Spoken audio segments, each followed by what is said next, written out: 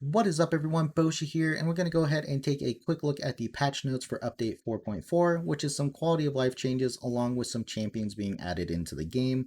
Now, with all champion reviews, I go ahead and go through their kits, give you my opinion on each of the abilities and the champion overall. Yeah, and that's pretty much it. But if you do want to go ahead and jump to a specific champion, I'll go ahead and leave content chapters in the description so you don't have to hear me talk about every single champion if you're only interested in a couple. Before we go ahead and jump into the champions, though, I did want to go ahead and mention this little sentence up here, and it says keep an eye out on social media and game news and raid because we'll have something special ready soon. Now, I'm not sure if they're alluding to something that they've already talked about or if this is something brand new, but I would just say keep your eyes peeled for something.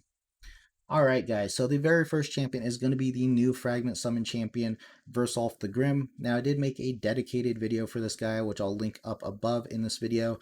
So we're going to go briefly over his kit, not into too much detail, but we didn't know the booking situation with him, so that's what I kind of want to cover on this. So on the A1, we have that 50% chance to land a provoke when attacking one enemy, and then also placing that shield buff on this champion for 2 turns equal to 10% of their max HP. We were hoping that the booking would help actually this chance to land the provoke go up, but it looks like they just did damage books, which pretty much doesn't do anything in my opinion. So unfortunately, he is going to have that flat 50% chance without masteries, obviously. But yeah, I don't think that's going to be consistent enough for him to be used on Magma Dragon. Maybe I'm wrong. We'll have to just see. On the A2, we have the attack all enemies, placing an extra hit on enemies under some type of CC debuff, and then each hit had that 75% chance of placing the leech debuff for 2 turns. We did think that it was going to be increased to 100% chance to land, which it is through books, which is a good thing, and then it will drop down to a 3-turn cooldown, which is nice. I'm just not a big fan of this part of his kit just because it's just damage based for the most part. It has nothing to do with being helpful on waves minus the damage part. So not a big fan of that. On the A3, we had quality minions, placing a 60% increased defense buff on all allies for 2 turns, and then also placing that 50% ally protection on everyone but himself. And the booking for this part is actually really good. It drops it from a 5-turn cooldown down to a 3-turn cooldown, which is extremely good. It does help with protecting the rest of your team, which is very nice. And then we were curious if he was going to get any type of books on his passive, which had that 20% chance to land a provoke when he was attacked. And they didn't put any books on him. So it's good in the portion of the fact that you need less books for him, but it's not good because it's still only a 20% chance, which is a very low chance to place a provoke. So in my opinion, I don't know if he's actually going to be good on Magma Dragon like they want him to be, but we'll just have to see, I guess, when people start using and testing him. So yeah. All right, so first new champion. Now, I did glance over these champions and their names, so I most likely will mess up majority of these names. So the first one is going to be a legendary spirit champion for the Skinwalkers, and it's going to be attack type, and its name is Cleopterix. That's what I'm going to go with. So on the A1, we have Death Dive. Attack one enemy, has a 30 or a 50% chance if you book it of placing a 25% weaken debuff for 2 turns. The chance increases to 50% if the target is under a hex debuff, which would actually make it a 70% chance if you book it if they have a hex debuff. And then places a perfect veil buff on this champion for 1 turn if this attack kills an enemy under a hex debuff. So it looks like we're going to get a new champion with hex or dealing with the hex debuff, which is actually kind of nice. I do want to see that debuff used a little bit more widespread. So not a bad A1. I mean, placing a pretty major debuff like a drop defense or a weaken is nice. I do like the fact that the chance just gets higher when you have a hex debuff and it's not required. Um, the whole perfect veil portion, depending on multipliers, like how often are you going to kill someone with your A1? We'll see. On the A2, we have Feather Barrage, placing a 30% increased crit rate buff on this champion for 2 turns, then attacks all enemies, has a 75 or 100% chance if you book it of placing a block active skill debuff for 2 turns on targets under Hex debuff. So this one does require the Hex debuff in order to land that block active skill. which is nice. I do like the block active skill. Requiring the Hex, I'm guessing the A3 is going to place a Hex, but there are other champions that are placing Hex, like Thea or Rule, so there are people that you can combine it with. She is selfish, or he is selfish with the increased crit rate on himself, but overall, it's not a bad ability. You can drop this down to a 3-turn cooldown, and it is nice that you can book it to a 100% chance to land that debuff with Hex being present. But yeah. And then on the A3, we have Sky Punishment, placing a 50% increased accuracy buff on this champion for 2 turns, then attacks all enemies. Has a 75 or 100% chance, if booked, of placing a Hex debuff for 3 turns. Now, this is going to be a nice AoE type of Hex ability, along with the increased accuracy. Very similar to Rule, in my opinion. Well, actually, I think that's exactly what Rule does.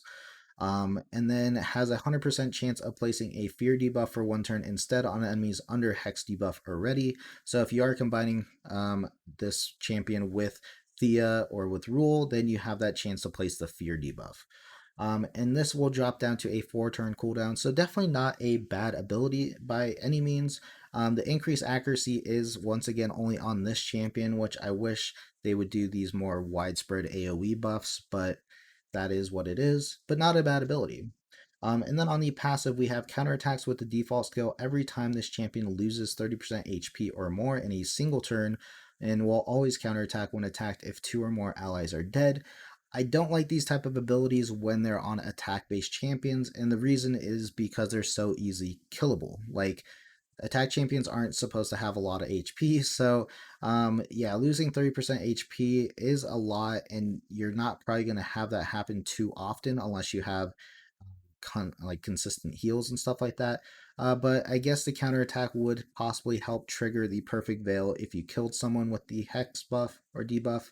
But yeah, so not a bad champion. I do like that Skinwalkers are getting another legendary though, so that is always a nice thing. Next one is going to be a legendary for barbarians, and it's going to be a void legendary support type, and the name is Tuhanarak. Tuhanarak? Yep, that's what I'm going with. On the A1, we have Sun's Kiss. Attack one enemy has a 30% or 50% chance, if booked, of placing a 30% decreased speed debuff for 2 turns. I love decreased speed debuffs. They're always a nice thing to have. Places a 15% continuous heal buff on this champion for 1 turn, and then also places a 15% continuous heal buff for 1 turn on ally with the lowest HP. So this is nice. It gives a little bit of protection on the person with the lowest HP, giving them a little bit of a passive heal, and then they give themselves a passive heal just by using the A1. So that's always a nice thing. On the A2, we have Radiant Suffering. Attack one enemy has a 75 or 100% chance, if booked, of placing a decrease attack debuff and a block buffs debuff for 2 turns. Decrease attack is a great thing to have. Block buffs, depending on the situation, like if you're dealing with waves and stuff like that for Doom Tower, or even I guess some bosses in Doom Tower, it might be a good thing to have. Also places a debuff spread effect, taking 2 random debuffs from the target and placing them on all enemies. On a 3-turn cooldown if booked. So this is actually very cool. So depending on how this works, and just by reading it, this is how I'm going to assume it works, is that when attacking, you'll place that decrease attack, you'll place that the block buffs, and then you'll apply the debuff spread. So if she's the first one to use this ability, or if there's no other debuffs on any of the enemies, then, or the attack, or the, I guess, the target, I should say, you are going to go ahead and spread the decrease attack and the block buffs to everyone else. So this is actually a really cool ability, and there's not a lot of debuff spreading champions in the game. So this is another option, and it's going to be a void champion, which is nice. So yeah, I actually really like this ability. On the A3, we have Desert Fitness. Place a 60% increased defense buff and a 30% increased speed buff on all allies for 2 turns, and this can be dropped down to a 3-turn cooldown if booked. I love this combination, increased defense and increased speed. I like seeing different combinations of increased speed buff along with something else. I believe like one champion has increased speed with increased accuracy, which I love. So overall, very good ability, very useful overall for everything. So yeah. And then we have the passive Invulnerable. Invulnerable. Remove one random debuff from all allies at the start of each turn, so very similar to Doom Priest, which is automatically good. And then removes two random debuffs instead from allies under continuous heal buffs, which is even better. Just because you can passively obviously add continuous heals from the A1, but you can also combine this with other champions that put continuous heals like Rector Drath, Bad L if you have it, and you could be removing two debuffs at a time during the passive. So yeah, that is ridiculous actually. So it's a hyped up Doom Priest, which is really nice. And then the aura increase ally accuracy in all battles by 70. All like it can be used anywhere, and accuracy is getting to be a little bit ridiculous in Doom Tower sometimes, so this could be very helpful. Overall, this champion seems pretty ridiculous. You have a decreased speed, passive heals with continuous healing. You have a decreased attack and block buffs with a debuff spread, possibly spreading those to everyone else in waves. You have increased defense along with increased speed, which is always a good thing. And then you have a Doom Priest passive, possibly better Doom Priest passive with the whole removing a debuff, not the passive healing, unfortunately, but that would have made her absolutely crazy. So overall, really like this champion. Looks really cool. I hope to get one sooner than later. All right, so the very first epic champion we have is Pharsalas Gravedirt. Yeah, epic magic champion, defensive type for Night Rev. So Night Rev is getting some love this patch. So on the A1, we have Grasp of the Grave. Attack one enemy has a 20% chance or 40% chance if you book it, placing a provoke debuff for one turn. Places a 50% decrease attack buff for one turn if the target is under a fear or true fear.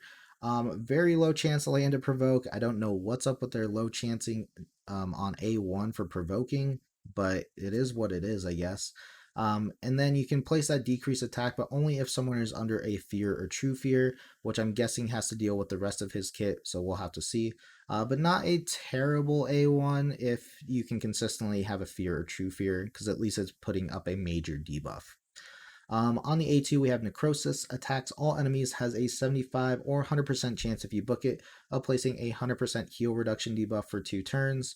On a 3-turn cooldown if booked, heal reduction has never been too big of a thing, and I don't know if they're going to be making it a bigger thing in the future.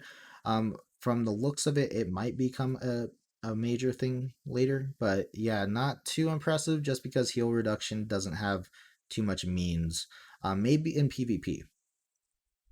On the A3, we have Coffin Bulwark, placing a shield buff on all allies for 2 turns equal to 30% of their max HP. So not going to be based off of his max HP, but he is a defense champion, so I guess it doesn't matter too much there. Also places a 15% strengthen buff on all allies for 2 turns on a 3-turn cooldown. So strengthen and shield definitely isn't a bad support type of ability. I do wish he was an HP champion and it was based off of his HP, so the shields were huge, but I guess you could put him in like an HP based comp and have the shields be big regardless, because it is 30% of their max HP, which is actually pretty big. So yeah, not a bad ability. And then we have the passive, immune to fear and true fear debuffs. So automatically decent for PvP, just because you can go against like Mashalad or maybe Madame Ceres's without having to worry about being feared or true feared. Whenever an ally's HP drops below 50% from an enemy's attack, has a 50% chance of placing a fear debuff on the attacker for one turn, so it could be nice against nukers, depending. And then whenever an ally dies, has a 75% chance of placing a true fear debuff on all enemies. So this could actually be major, especially against people in PvP that have a single target nuker, like a Rhodos or something like that, because you could possibly get killed and place that true fear on everyone, stalling out for your turn, for your team to take a turn. So that's actually pretty cool. It could become pretty clutch also in dungeon waves or faction wars, to stall out attacks for you to kind of recover. So the passive actually is pretty unique, and actually I kind of like it. And then on the aura, we have increased allied defense in faction crypts by 30%. Yeah, not bad, but it is only for faction crypts, so nothing too major there. And then the last epic we have, I guess that's the last champion, is Venomage. So Venomage is going to be a magic support type champion for the Lizardman faction. So always nice to see these like lesser factions, I guess, get more love. I know Lizardman has been getting recent updates and champions and whatnot, but we do have that epic Lizardman room, and it could use some more support, and this will help it, I'd imagine. I hope. So on the A1, we have Toxicity. Attacks one enemy 2 times, decrease the target's max HP by 75% of the damage inflicted if they are under a heal reduction debuff. Again, with the heal reduction, so they must be playing something for heal reduction. Each hit also has a 35 or a 50% chance, if booked, of instantly activating up to 2 poison debuffs on the target. So this is actually kind of cool, depending if you're running along with some other poison champions as well. He might have poisons himself, so we'll have to see. But automatically activating 2 poison debuffs is it's nice for that extra little bit of damage. So pretty cool. On the A2, we have Neurotoxin. Attack one enemy, has a 75 or 100% chance, if you book it, of placing a decreased defense debuff for 2 turns, and then also has a 100% chance, if booked, of placing a decreased attack debuff for 2 turns if the target is under a poison debuff.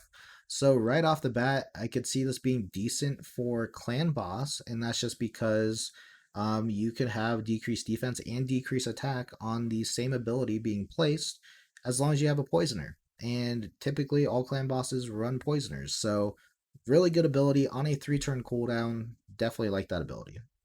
On the A3, we have Flesh Melter Venom.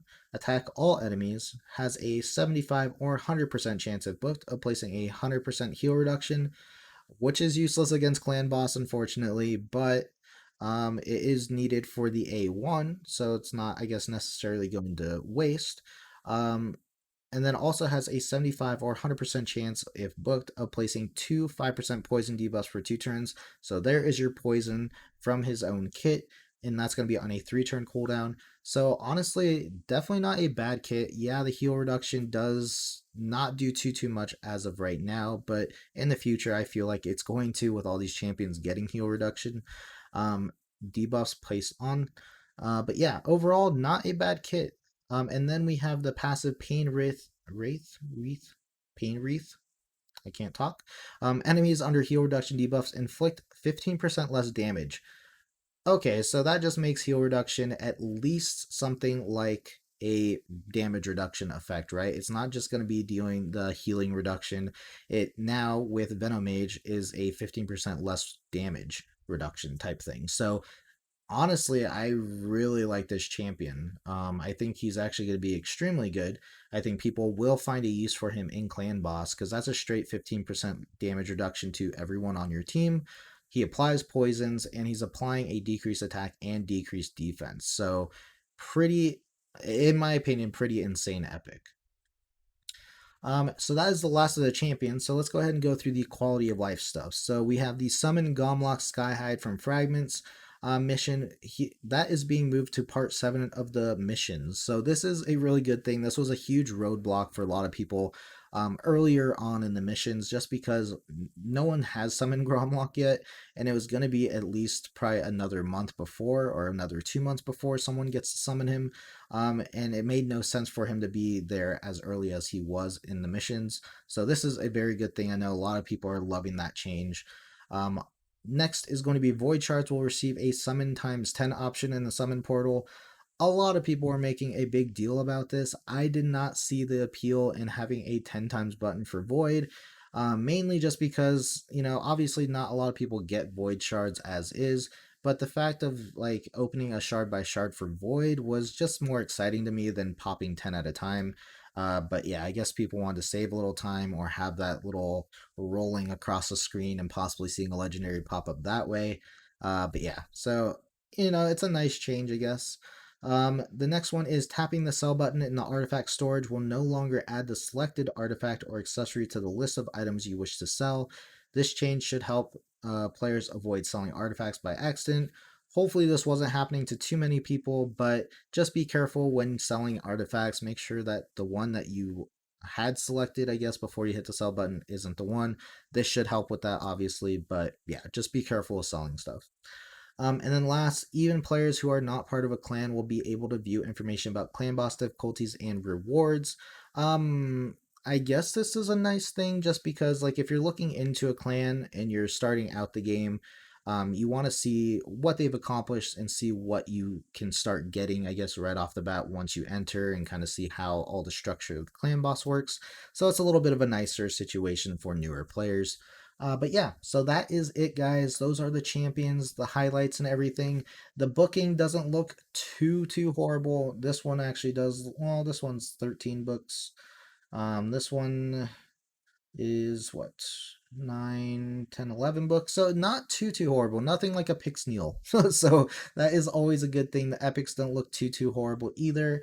Yeah, all the champions actually look pretty good. I'm not a big fan of Versulf the Grim, unfortunately, but everyone else I actually do like. Actually, Pharsalas Gravedirt, I'm not a big fan of him either, but he could be decent. So I'm a fan of his passive. Venomage, I'm excited for. Hopefully, I can get my hands on one a little bit earlier on. But yeah, overall, that is it with the patch, guys. Not too big of a patch. This is rumored to happen on Friday because the new Fragment Summon champion is coming in. So possibly you'll be able to get these new champions if you're summoning stuff on Friday. But definitely make sure you check that before you go ahead and try to get any of these. But yeah, that is all I wanted to talk about. I know probably a longer video, yeah, decently long video, so sorry about that, but do remember, yeah, I like just doing the reviews, talking about it, and giving you my opinion on everything. But yeah, so if you like the video, please go ahead and hit that like button. Hit the subscribe button if you want to see more. I do like more news type videos recently. That's all I've been doing. I do eventually want to get into other videos, but we're kind of up in the air about that at the moment. So yeah, I will talk to you guys later. Let me know what you guys think of these new champions. If you like the fact they're adding new champions, I know some people don't like that. And if you will be going for Versulf the Grim, or if this fragment summon you'll be skipping. Yeah, but I'll talk to you guys later. See ya.